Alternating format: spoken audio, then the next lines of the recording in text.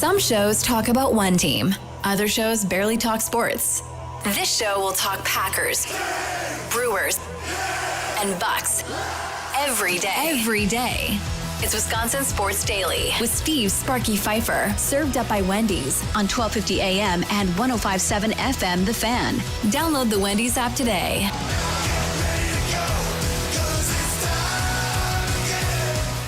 It is that time again. Lots of Jacob Mizorowski talk today. We led the show talking about Jacob Mizorowski and whether or not it's good or bad for baseball. If you missed that, go back, listen to it on your Odyssey app, the podcast version, or the iHeart app, the TuneIn app, whatever app you have that you listen to your favorite podcasts on. We're there with The Fan Milwaukee. And you can go back and listen to that. Or YouTube, right? It's up on YouTube already, right? Yep. It's up on YouTube. You can go there and watch it as well.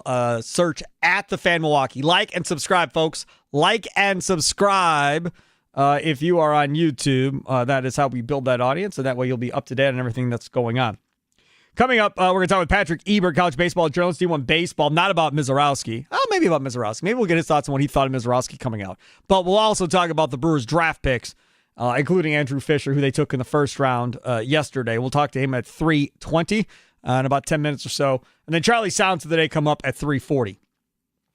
But I believe it was yesterday, there was a tweet that was out there, put out a report that the Milwaukee Brewers apparently had discussions with Jacob Mizorowski about a contract extension.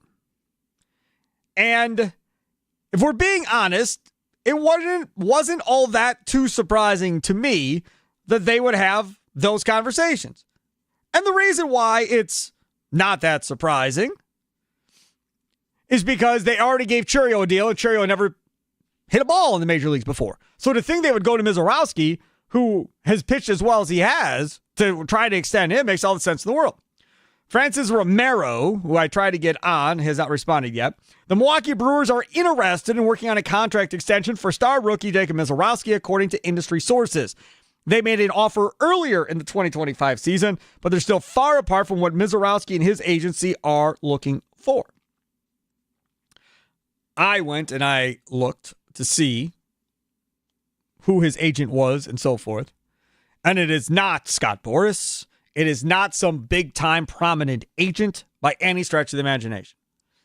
So hopefully they're able to get something done here at some point. Now, the question still becomes whether or not Jacob Mizorowski wants to take the deal or whether or not Jacob Mizorowski wants to go through the next 5 or 6 years and then go through all the arbitration and then get to free agency before he gets the big money.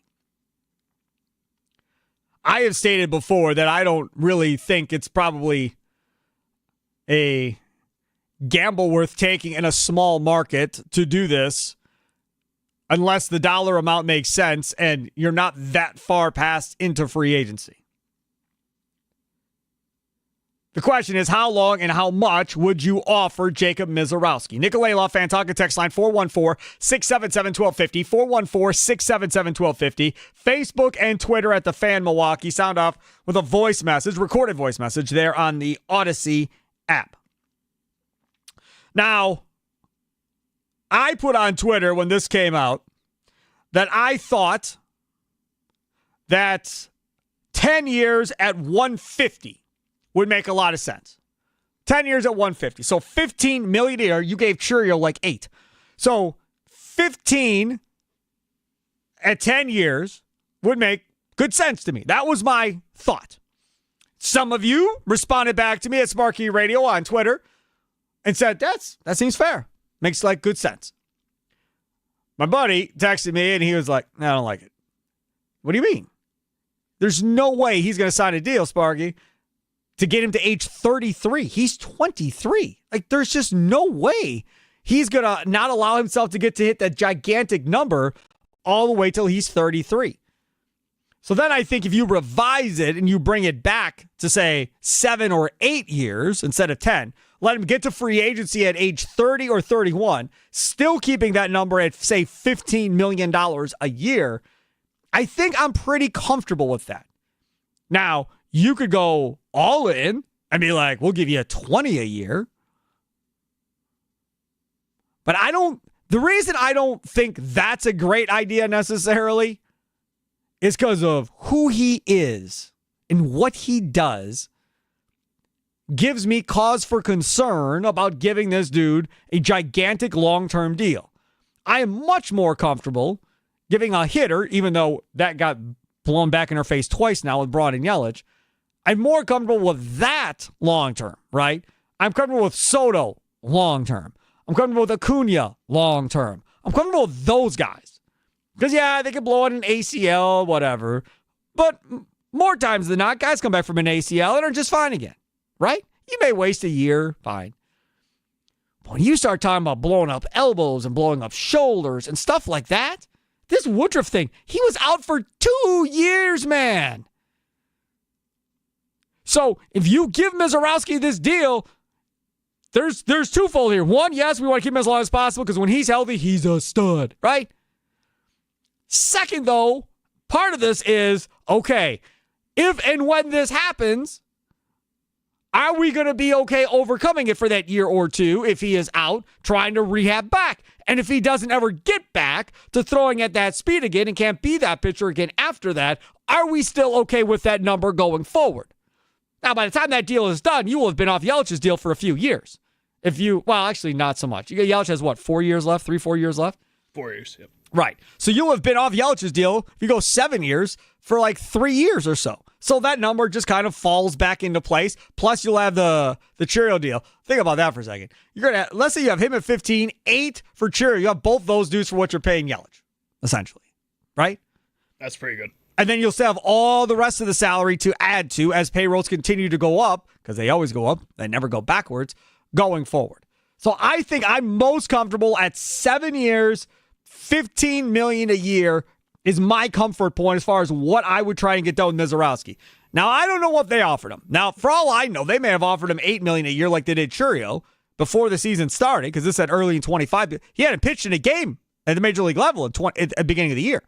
So maybe they were trying to go at him with a Chiriot type number, and that dude is like, his agent is like, yeah, I don't think so. I don't think we're doing that.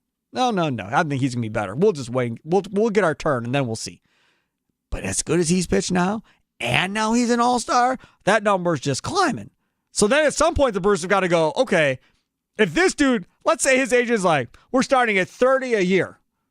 You just hang up the phone. We're out. Not doing 30 a year, man. He just got into the big leagues. I don't know. He might get hurt and never be the same. Like, I'm not giving you 30 a year. You're nuts. So that may be the other conversation. Now it's like, all right, we'll just play him out like everybody else, and he'll head to free agency, and we're going to move on. If the Brewers feel like it's a value to where when we get to arbitration, that $15 million a year is still less than when he's going to get in arbitration for 3 years, definitely less than what he'll get in free agency for the other 2 years, let's say. Now you make that deal if you're the Brewers. And if you're Mizorowski, you make that deal because you don't know about your health. How many guys that throw as hard as he does survive without ever having Tommy John or any type of arm injury? Nolan Ryan. That's about it. There's not many. There's not many. In the last 30 years, that takes Nolan Ryan out of it. Yeah. Say in the last 30 years, how many are there? There's not many. The Brewers are drafting guys that are literally just had Tommy John a year ago. They drafted a pitcher today that's had 2 elbow surgeries. I don't even know when he's even going to pitch. But he's also like 6'8", too. He's another giant dude. Oh, no, that's a different guy. They drafted another guy today out of, where is he from? He's from the Ivy League. I don't remember where that, Princeton maybe? He's got an unbelievable dude, but he's got like horrible elbow injury or something. Don't know how long he's going to be out. But prior to the injury, he was like one of the best pitchers in college baseball. But they took a flyer on him because it was 5th, 6th round, whatever it was, to see what it is. So from Mizorowski's standpoint, yes, I want to sign this because I want to protect myself, and I'm set for the rest of my life, even if something goes horribly wrong. And then your agent is like, dog, I need a big contract, right? You're going to be my meal ticket right here. Let's try and get this done. Let's see how much we can get out of him before we go commit to this. Because I don't know how many deals this guy has. I've never heard of him. So maybe he has a lot of contracts already. He's got a bunch of guys, and we just don't know who he is. But we'll see. We'll see how this whole thing plays out. I just think if I'm Mizorowski, if they offered me $15 million a year, I think I'd take it, Charlie. I wouldn't. If I'm Jacob Mizorowski, what do you mean you wouldn't? I would take a look at Garrett Crochet's contract extension with the Boston Red Sox, a guy who, by the end of the season, Jacob Mizorowski is probably going to have the same amount of MLB. Hold on.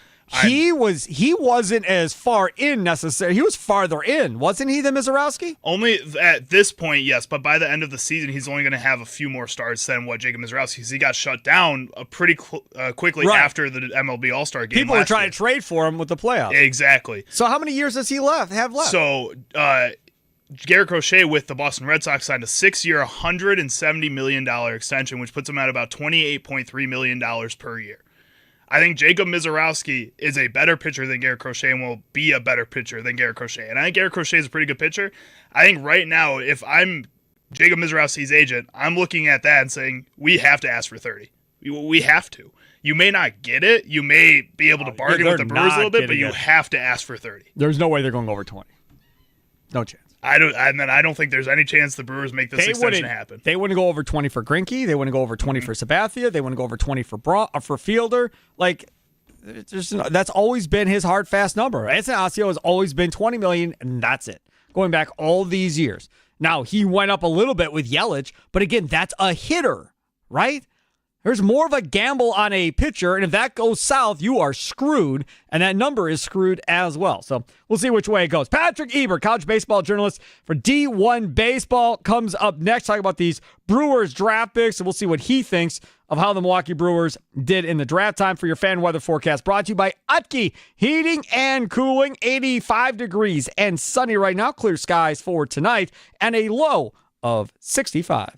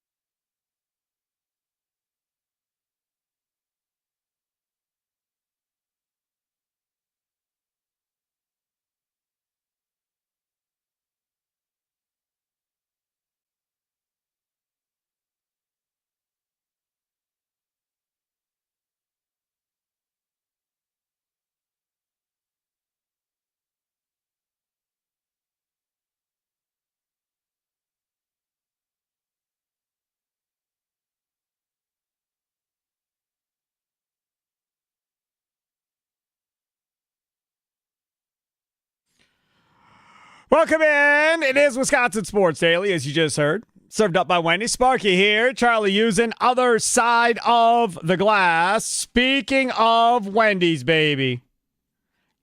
Youth, sports, and free Frosties. Huh? It's that time of year, right? I got playoff baseball tonight after the show. I got to go watch my kids' playoff baseball game going on. Win or lose, take your kid after their youth sporting event. Could be basketball, baseball, soccer. Do they have pickleball teams? They don't have pickleball youth teams yet, do they? That's coming. That's coming. It's coming if they don't. We were watching pickleball championships. They have teams, pro pickleball teams representing different cities. We're watching it over the weekend on TV. I could not believe it. Anyways, did you know that any youth sports player can score a free small Frosty anytime they visit Wendy's in their sports uniform? That's right. Just stop by after practice or with your team after a game. Who doesn't love a Frosty? I was just notified where my kid is playing baseball. That is currently 95 degrees where we're going tonight. Too hot. You ain't kidding. Too hot. By the time that thing gets done, I'm going to order like 6 Frosties in the drive-thru. 1 for him and 5 for me. The rest can fend for themselves. Oh, my That's goodness. Nice of you. So, yeah. You're damn right. I'm all about the Frosties. Joining us now on the Fan Guest Hotline, powered by Gruber Law. He is friend of the show, Patrick Ebert, college baseball journalist for D1 Baseball. Follow him on Twitter at Patrick Ebert44. Look at his pretty face on YouTube, baby. At the Fan Milwaukee. Use that @ symbol. Patrick, thanks for coming on, man. I appreciate it. How are you doing? Yeah, doing great. How you been? It's been a while. It has been a while. I mean, things happen with our radio station, right? We go away, we come back. So, and thankfully, you're still right there knowing everything there is to know about the MLB draft and everything going along with it. So, first off, let's talk about D1 Baseball and what that's all about in case people don't know about that website. Yeah, D1 Baseball. I mean, we cover Division I baseball. That's what we do. We have an exhaustive staff that covers from coast to coast. Kendall Rogers, Aaron Fitt were the original ones brought on board. We've added so many people since, myself included.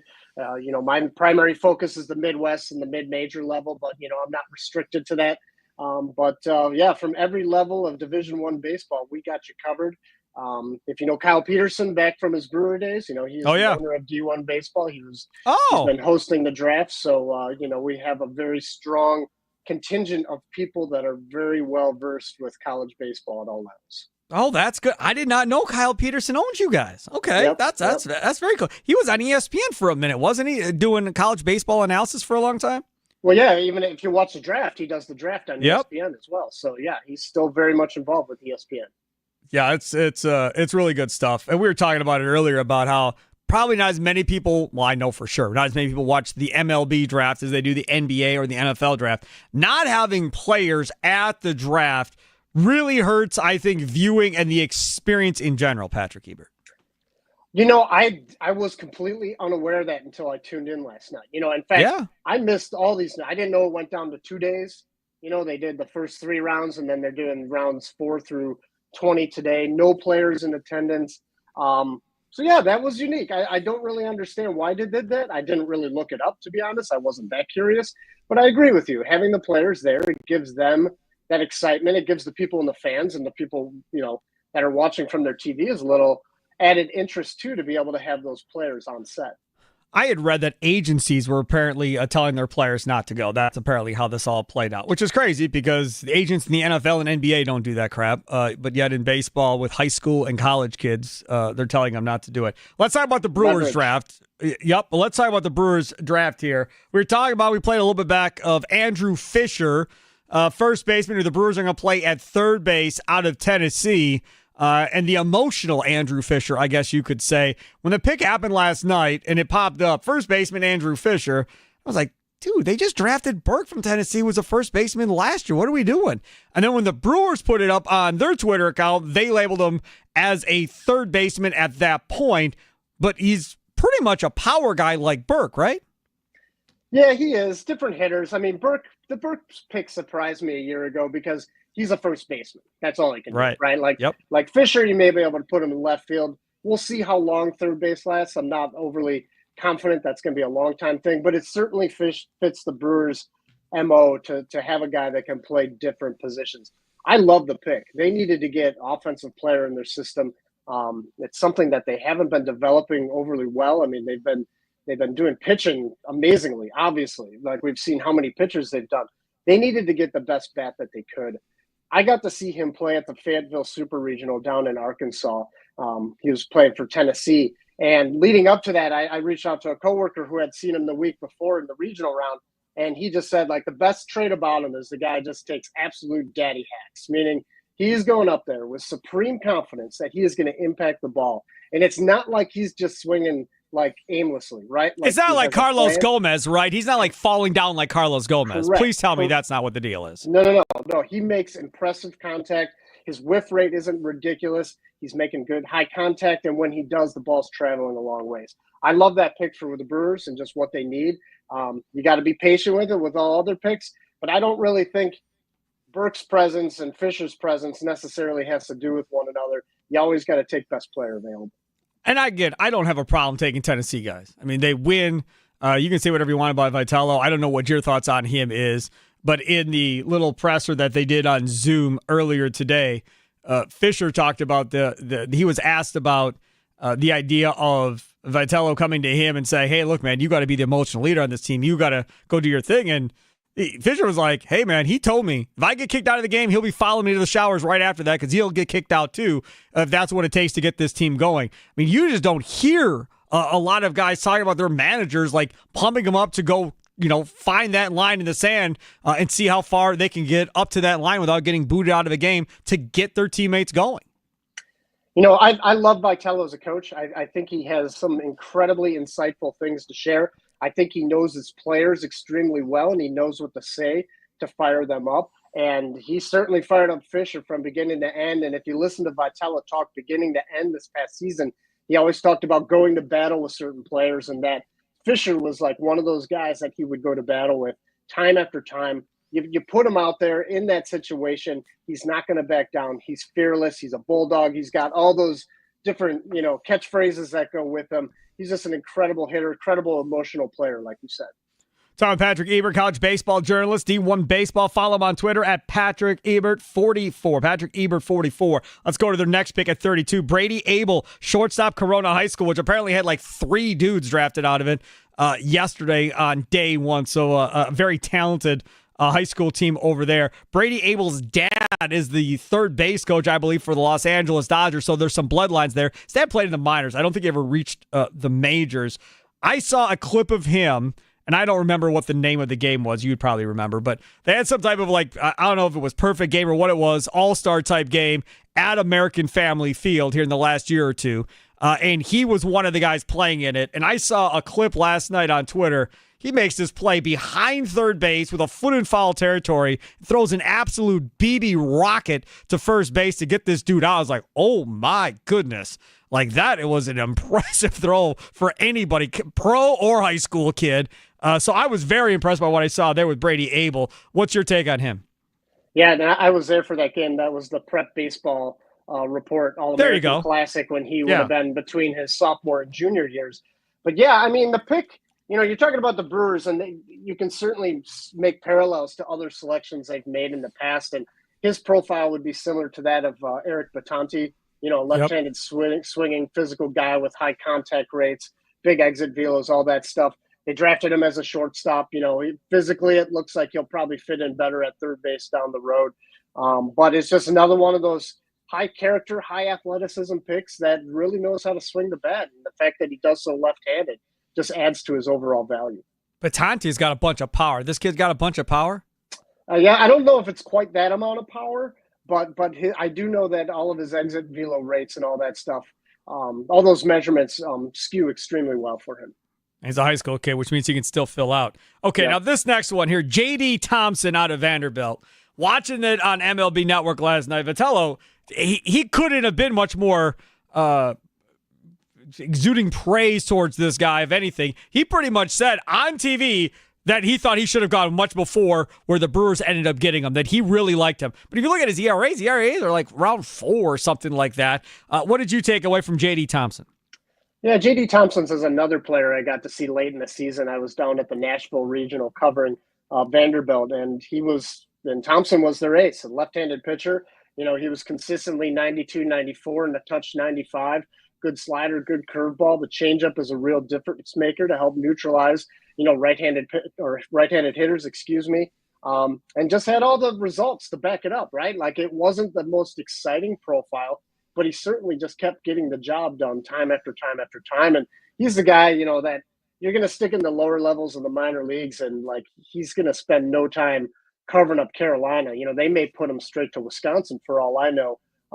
But that's just the type of guy that he is with that 4-pitch mix, how well he commands the strike zone.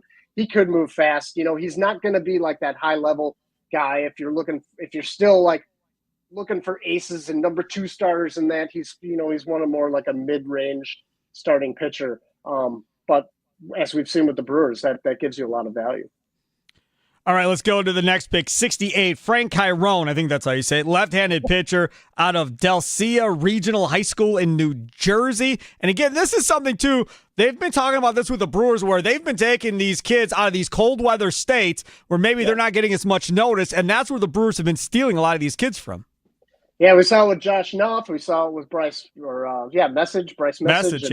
And Chris Lavonis before he did not sign and ended up going to Wake Forest. But yeah, these low mileage arms, and actually they took another one, a guy from Minnesota, Hayden Vucinovich, and they like these guys, right? Bishop Letson is another one of these guys from Indiana who's already in the Brewers system, but they really like these guys that are late bloomers, right? And a lot of these northern kids are. They don't have the same exposure opportunities that kids down south do, and these academies that we've seen booming up in the Wisconsin area, and I know you're well aware of them, Sparky. We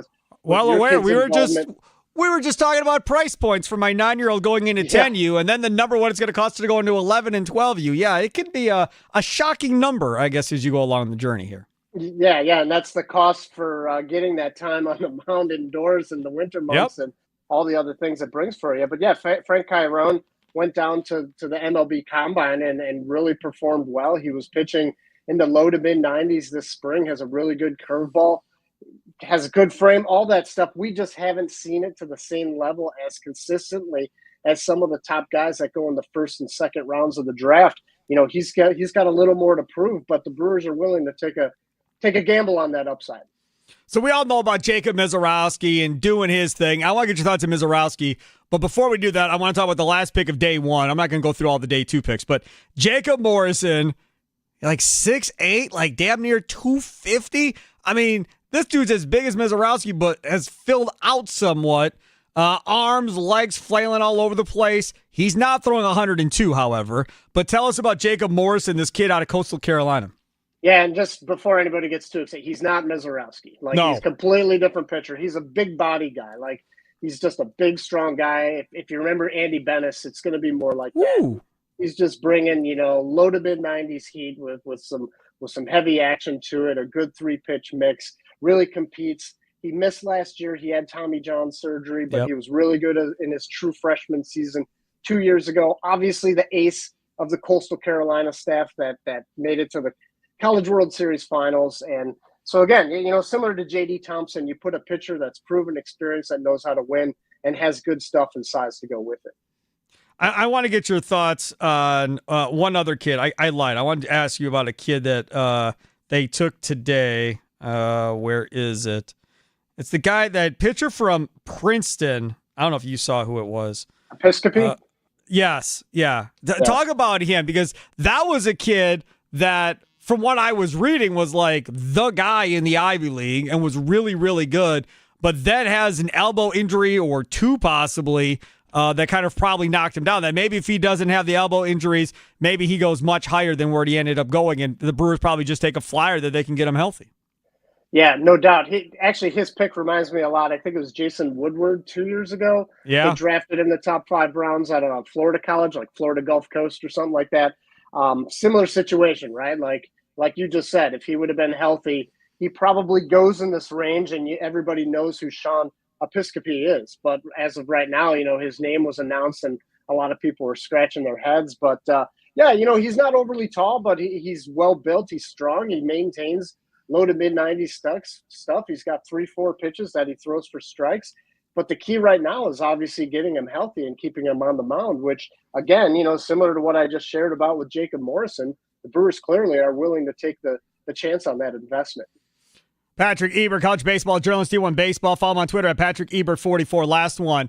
You know all about Mizorowski, obviously, what he is, coming from a JUCO school and then making his way into the Brewers farm system and now dominating at this level. What did you think of Mizorowski when he was coming out of college? I know a lot of people thought that dude was simply going to be a reliever, maybe a closer, but there weren't a lot of people that thought he could be a starter. Yeah, Mizorowski best defines the expression a baby giraffe better than any other player that you can think of. I mean, at that time, he was 6'7", probably a $180, right? Like, even now, he still looks like a baby giraffe, where you mentioned it before, how, like, arms and legs are just coming at you, and it's kind of gangly, and sometimes it looks a little awkward, but obviously he's filled out, and pieces have obviously come together even better than anyone really expected. He has a 7.5-foot reach when he's coming down at you. Like, that is insane. Yeah, it's ridiculous. And it's coming, too, from kind of the strange angle, too, where he's coming, like, behind his ear and bringing it across. And, yeah, it's tough. But coming out, like, you don't know what the end result is going to be. But obviously when the Brewers spent a second-round pick on this guy and gave him good money, and that followed up Ashby, the year before, a left-hander who's been pitching well. That they like these JUCO guys that check all the boxes. He has good size, good athleticism. His fastball, I don't think most people realize, he was already throwing upper 90s at that point in time. And him throwing triple digits wasn't like when, wasn't an if, it was a when type of statement. But the slider had incredible movement and he spun it really well. And all the pieces just were there for him to be the stud that he is right now. And I mean, for me, who spends most of my time covering college baseball and not as much time watching big league baseball anymore, I made it a point to go see this guy pitch twice. I went to the Skeens game and I went to his debut because I was not going to miss that. No, absolutely not. And again, all these people complaining about, he shouldn't be in the All-Star game and so forth. I said it earlier, Patrick. He is the best thing to happen in this sport since Shohei Ohtani. The best thing, because people will turn on the All-Star game in the Dakotas, in Iowa, in Idaho, all over the place to watch him. If it would have been Suarez with the Phillies or somebody else, they would not have cared. Yeah, I can't argue with that. I mean, we saw it last year with Paul Skeens. I mean, we thought 11 games wasn't very much. Right. And now Mizorowski 5 games made it in. That's incredible. That's just plain nuts. No doubt. Patrick Ebert, college baseball journalist, D1 Baseball. Follow him on Twitter at Patrick Ebert44. Thank you so much for coming on, man. I appreciate you. Yeah, thanks for having me, Sparky. Take care. You betcha. Take care. There he is, Patrick Ebert on the Fan Guest Hotline, powered by Gruber Law. One call, that's all. Paul in Menominee Falls, I apologize. He was with me the whole time on hold. He was on hold when we got on to do the interview. He was right there on hold. He sat through the whole interview. I said, one last question. He sat through Mizorowski. And then as soon as I said the next statement, he was like, no, to hell with you. You're not ending this interview. I'm out. And then he hung up the phone. Paul, I apologize. If you call back, I will get you on the next commercial break. Charlie, sounds of the day. We will get to that as well. It's Wisconsin Sports Daily, served up by Wendy's, live from the 1250 AM, 1057 FM, the Fan Studios, powered by the Potawatomi Sportsbook.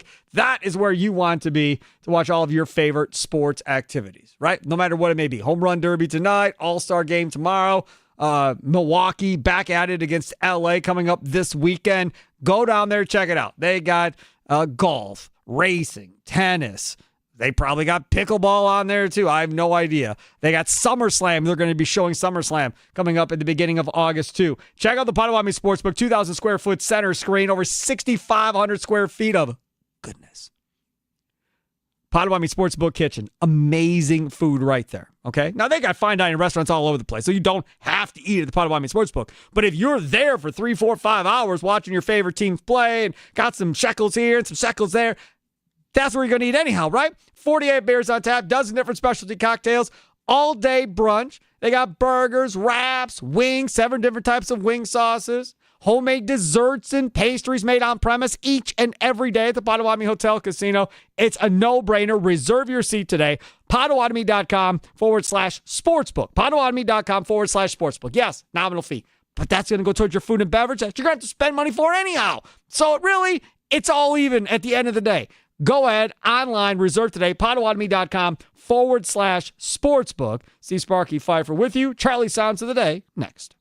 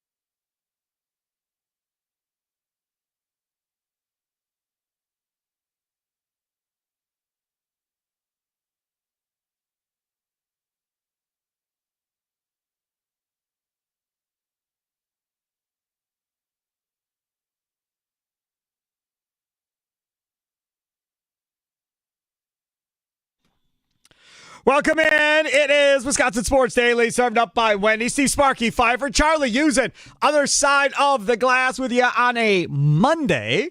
Hope your weekend was good. Hope you all had a lot of fun this week. And we had a bowling tournament that my kid was involved in down in Illinois. So that took up Saturday. And then yesterday we got to go on a sailboat. First time the kids were in a boat ever in their life. Everybody gets so shocked when I say that. What do you mean they've never been in a boat? I'm like, well, first of all, they're 9 and 2 soon to be 3. I don't own a boat. So that's one. 2, I don't know anybody that does own a boat that would take us on their boat. None of my friends own boats. So yeah, that would be how they've never been on a freaking boat. And we had an opportunity, just like Charlie and I did last year, to go on the sailboat because we had the Louis Last Regatta race coming up at the end of September for Children's Wisconsin. I'm emceeing it again this year. And Mike Kenny, who was nice enough to take Charlie and I out last year so we could say we were on a sailboat leading into this big sailboat race, was nice enough to offer to take our family. So it was awesome. Like, The 2-year-old won't remember anything because she's 2, but the 9-year-old will remember that forever. Like, they were telling him, Columbia College, right? That's down in Chicago? Yep. They apparently offer sail lessons for kids of different ages. They're like, oh, yeah, if you come down to Illinois, you could have sailing lessons all summer and you're gone for hours on end and this and that and every other thing. And he's like, oh, really? Oh, yeah, I'm in. I want to do that. He was all excited. So, yeah, it was a lot of fun. So, yeah, Louis' last regatta race. I'll tell you more about that. Here are the promos going right now. There's going to be a lot of cool items, a lot of very cool silent auction items we're doing that day coming up towards the end of September. So keep it tuned here to The Fan for more details on Louis' last regatta sailboat race. All right, so we need to get to Charlie's Sounds today. First, let me tell you all about Us Days going on right now with U.S. Cellular. And Us Days is pretty simple, right? Exclusive event. Celebrate loyal customers with unique offers.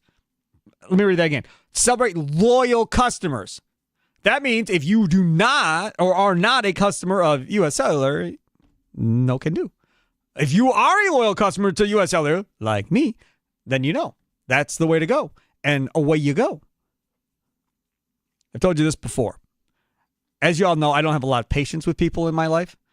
In general, I really don't have a lot of patience with people when I feel like I'm being screwed over and something's not right. Then I really get on edge quickly. So I've had my numerous fights with customer service people at different cell phone companies over the course of time. I have been with these people somewhere between 10 and 15 years. I never went back in to find out, but it's definitely over a decade for certain because it was long before anything else. So like 10 to 15 years, maybe 20, it might be 20 years. I don't know. Been a long time.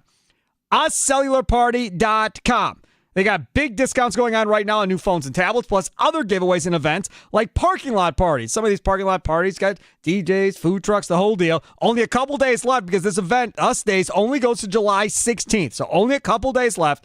UsCellularParty.com. Customers who visit U.S. Cellular Store or their website can check out the best upgrade offers of the season. And as I was saying earlier, I had a text message sent to me from our friends over there at U.S. Cellular earlier today involving getting internet for their house, for your house, or my house specifically, as part of the Us Days giveaways for today. Chance to enter for a fast 5G home internet on them. So 1 year of free internet.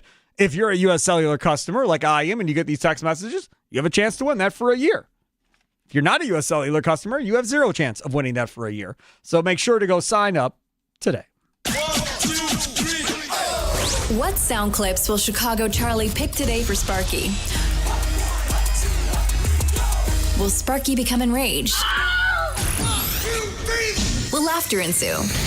It's time for Charlie's Sound of the Day. It's Wisconsin Sports Daily, served up by Wendy's on The Fan. Woo-wee. I just saw this come across. I'll get to Charlie here momentarily here. The Rays are being sold. Did you see this? I did just see that, yeah. Stu Sternberg, who has said he was going to sell it, 12 times in the last 5 years and always never did, is selling it to a group led by Jackson developer Patrick Zalupski for about $1.7 billion. Has been agreed to in principle, expected to be completed as soon as September. All right. They staying in Tampa Bay? Guys from Jacksonville. I don't know. We're going to find out. I want to know if Leroy Butler is part of the group that's buying them, because Leroy's from Jacksonville. Huh. Maybe Leroy will be a part of the owner of the Tampa Bay Rays. Yeah, that'd be pretty $1.7 billion? He can throw some change at that. Yeah, you get a good chunk of them. Yeah. Sure. I'd be a Rays fan. They're in the AL if Leroy was part owner. Let's see what happens. All right, Charlie, sounds of the day. What do you got? All right, first up here, we're going to head over to the Foul Territory podcast, which they do on Saturdays. It's the same crew, Eric Kratz and Scott Braun, but they replaced AJ Pierzynski with Todd Frazier for the podcast. Those guys were discussing the MLB Futures game and the way people are watching it or reporting on it. Tell me you don't want to promote the young players without telling me you don't want to promote the young players. You know what else is happening Saturday at 4 p.m. Eastern time? The Mets are playing the Royals. The Cubs and Yankees will be wrapping up a game. I mean, do you want me to keep going? The Dodgers and the Giants play. Yeah, because everybody ends early, don't they, that day, except one team? It is just the schedule is littered with games at the same exact time, and you're telling people to take away from their team and their big league team and watch the Futures game. Should be at night. We are lost on how to promote the young side of the sport right now between the draft and the futures game. We are lost. What? In terms of and scheduling. Then we're going to have a night soon where there's like 3 games scheduled. Like soon, right around the All-Star break somewhere, where you couldn't have like scheduled this game for that time. But they're like, the All-Star break seems like a good time to have the prospect game. Put the prospect game at Rickwood. Put the prospect game at Field of Dreams. Make like a What about on a Wednesday?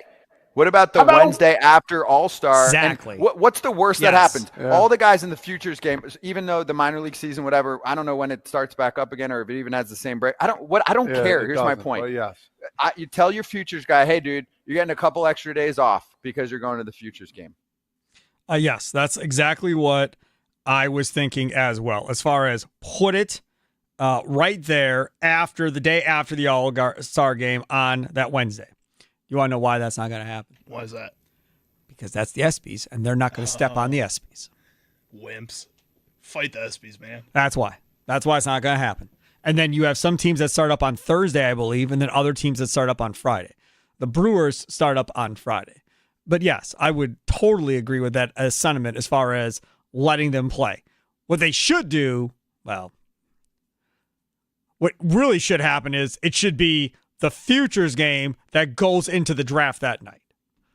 That's what it should be. And then whoever is representing a team for, let's say the Brewers representative for the futures game, he's the one that night at the draft at the same location goes up and makes the pick for the Brewers. Well, that'd be pretty cool. That's a good idea. Mm-hmm. I'm a fan of that. Makes sense.